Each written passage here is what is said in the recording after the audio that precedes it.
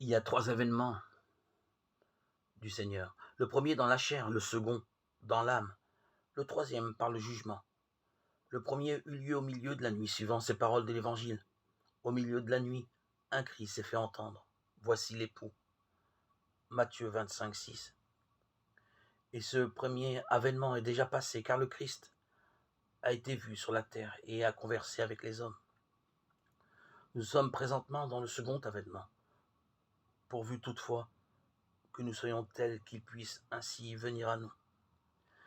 Car il a dit que si nous l'aimons, il viendra à nous et fera sa demeure en nous. Jean 14, 23. Ce second avènement est donc pour nous une chose mêlée d'incertitude, car quel autre que l'Esprit de Dieu connaît ceux qui sont à Dieu, ceux que le désir des choses célestes ravit hors d'eux-mêmes, savent bien quand il vient.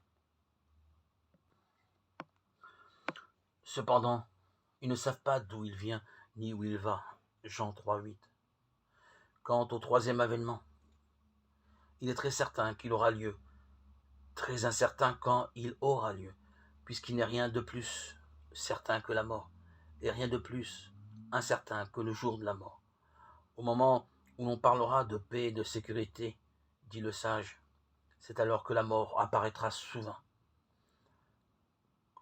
comme les douleurs de l'enfantement au sein de la femme, et nul ne pourra fuir. 1 Timothée 5, 3. Le premier avènement fut donc humble et caché, le second est mystérieux et plein d'amour. Le troisième sera éclatant et terrible. Dans son premier avènement, le Christ a été jugé par les hommes avec injustice. Dans le second, il nous rend juste par sa grâce. Dans le dernier, il jugera toutes choses avec équité. Agneau dans le premier avènement, lion dans le dernier. Ami plein de tendresse dans le second.